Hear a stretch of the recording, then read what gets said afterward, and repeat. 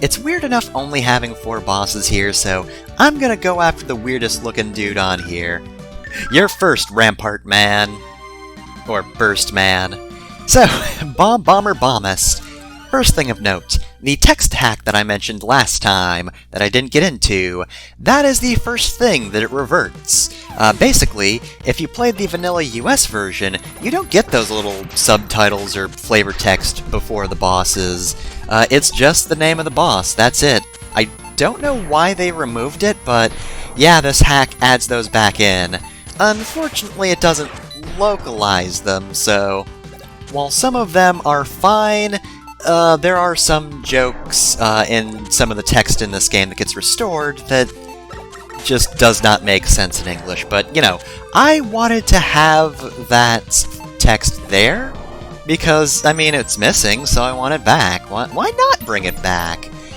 Anyway, though, more on that later, of course. For now, Burst Man, first things first, his song. I just listened to it, and I've already forgotten it. I'm going to forget it again after this is over. It's not one of my favorites. It's fine. It's just nothing to me. We've got some water in this stage. The kind of gross yellowy water is just normal water, so you don't have to worry about anything else other than the usual water movement in here. We've also got these explosive platforms, but we've seen those before in previous Mega Man games. They're just, in 16-bit now instead of 8-bit, like Mega Man himself.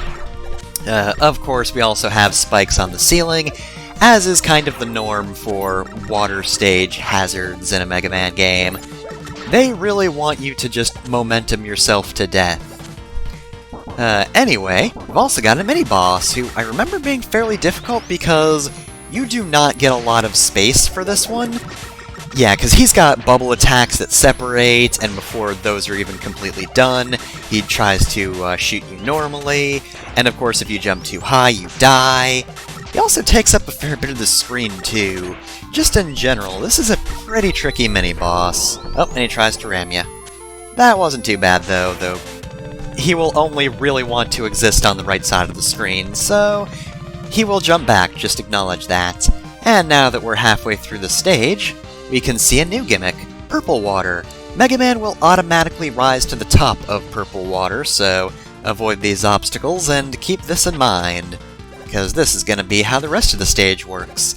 Now the spikes are on the floor, and we pretty much just have to wait for the water to rise high enough, or sometimes low enough for us to get by. Simple as that, and I'm just going to use Rush Coil because I can. You know why? It's the Yoku Block segment. Because of course it is.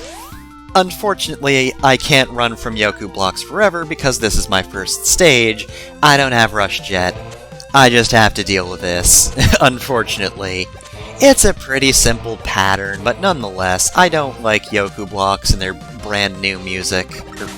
Sound. Yeah, you know, the theme of Yoku Blocks, they just come in blaring death metal.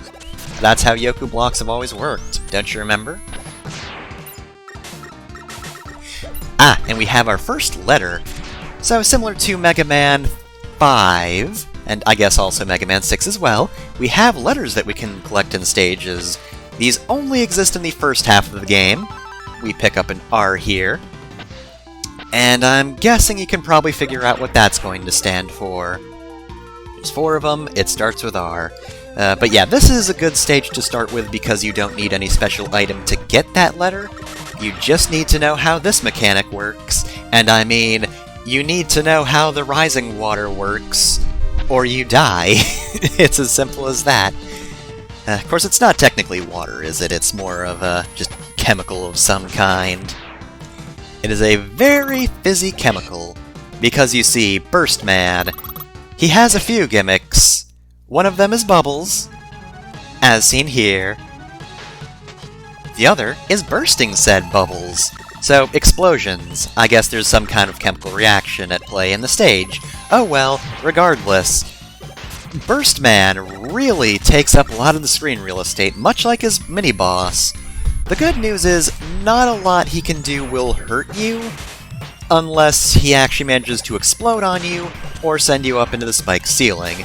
You definitely don't want to be sent into the ceiling, so Prioritize sliding the hell off those bubbles.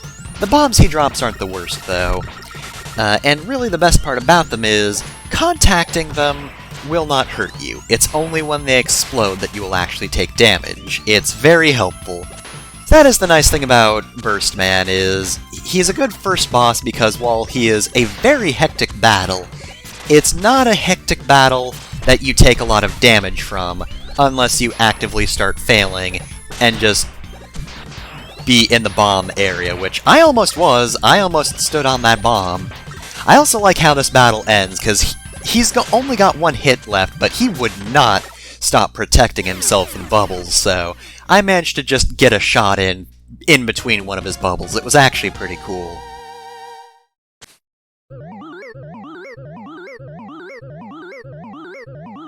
I guess that'll take care of Josuke. We burst his bubble, and now we can move on. First, of course, we've got Otto. Again, this is another thing that the text hack changes.